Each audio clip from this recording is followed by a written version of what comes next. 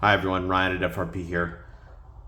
I wanted to produce a Cam Kit Breakdown video that was current for 2025. We made one of these quite a while ago, and between changing out several of the Cam Kit components as well as we've phased out some cam profiles, we've added some new ones over the course of time. I figured it was time for a up-to-date breakdown video. So this video is going to be specific to VVT 57, so 2009 model year to present day 57 cars, trucks, Jeeps, all of the 57 vehicles from 09 to present day.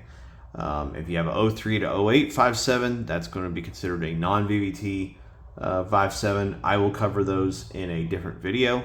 If you have a 64 or a 6.1, those will also be covered in different videos. This is just going to cover 5.7s from 09 to present day.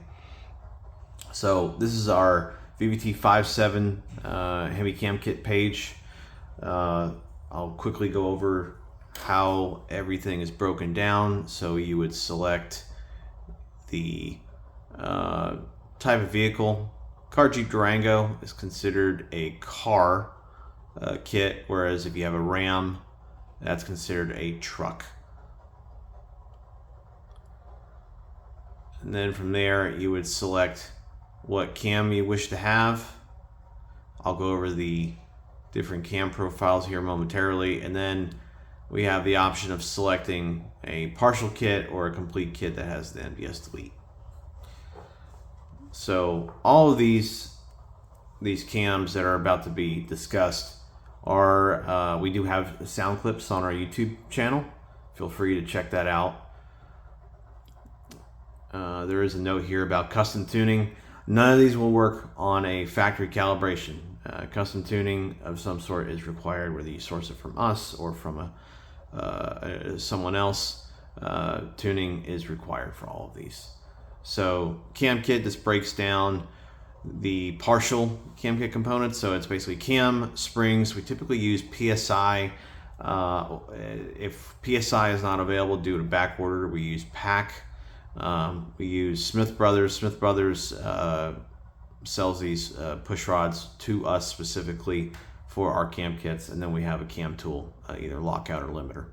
The Cam Kit with MDS delete is much more comprehensive. It comes with everything that you would need. There will be a Cam Kit unboxing video that will go over the Cam Kit with MDS delete kit components. So it's basically cam lifters, MDS delete plugs, valve springs, push rods, cam tool, head gaskets, head bolts, cam bolt, crank bolt, timing cover gasket kit, valve cover gasket kit, intake gaskets, water pump gasket, and valve stem seals.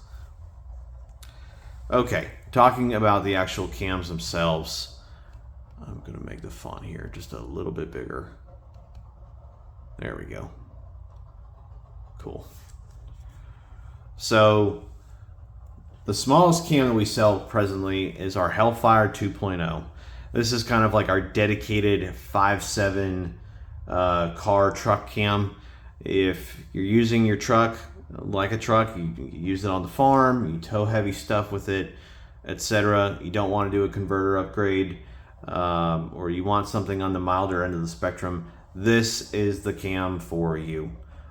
It can also work. I get a lot of questions about, can I run a blower with this? Can I run nitrous with this? And the answer is yes. Every cam is a boost cam. We'll have that discussion another time. But yes, this is perfectly fine for mild boosted applications.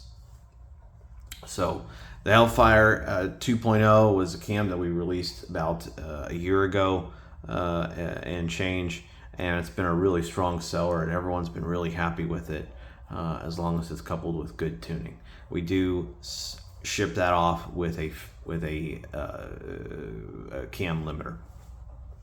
Next, we have our Mark 82. The Mark 82 for us is kind of like the cam that started it all. We recommend that for the 5.7 cars. We have plenty of trucks that run that cam as well. However, it does not have nearly the low-end torque below, say, 3,000, 3,500 RPM compared to a Hellfire. So It does make about 8 to 10 wheel above what a Hellfire does, but that's at 6,000 RPM approximately. So if torque is the priority, we would recommend a Hellfire 2.0 compared to a Mark 82. Nonetheless, we still sell a lot of Mark 82s. It's a great cam, especially for the cars. Scrolling down a little bit further here, we have our Tomahawk. Tomahawk is considered a relatively aggressive cam for a 5.7. It will idle rough. If sound is of a priority to you, this is the cam to run. We strongly recommend using a converter, at least a 3200 stall. Of course, you could run higher than that. Anything lower than that, it's not really worth the cost. So we recommend at least a 3200 stall if you're going to go with an aftermarket converter, and that applies to both cars and trucks. We send that out with a lockout. Most 5.7s pick up approximately 60 to 80 wheel cam only. If everything else is the same and the only thing that's changed is cam and the calibration, you can expect 60 to 80 wheel on 93 octane fuel. Lastly, we have our Tomahawk 2.0. So we get a lot of questions about what the difference between a Tomahawk and Tomahawk 2.0 is. Simply put, the Tomahawk 2.0 is ground on a tighter lobe separation angle, or LSA for short. And the effect this has is that typically from, I would say, 2,500 to 5,000 or so, there's a little bit more torque, so this produces more horsepower. These are approximate figures. From about 3,000 to 6,500, you're going to see slightly more horsepower. Both Tomahawk and Tomahawk 2.0 work really well in a 5.7 car or a truck. They need the supporting modifications to shine. So what does that look like? That means exhaust upgrades. That means a aftermarket torque converter. The Tomahawk 2.0, we consider a converter upgrade to be mandatory. We have had people use them with stock converters. We really do not recommend it. It just the low speed behavior, drivability is just not what we feel passes muster, but is what we consider to be the biggest camshaft that we recommend on a stock rotating assembly. Anything larger than that would likely require, at the very least, measuring for P to V clearance, piston to valve clearance, and or using a thicker head gasket, or fly cutting the pistons.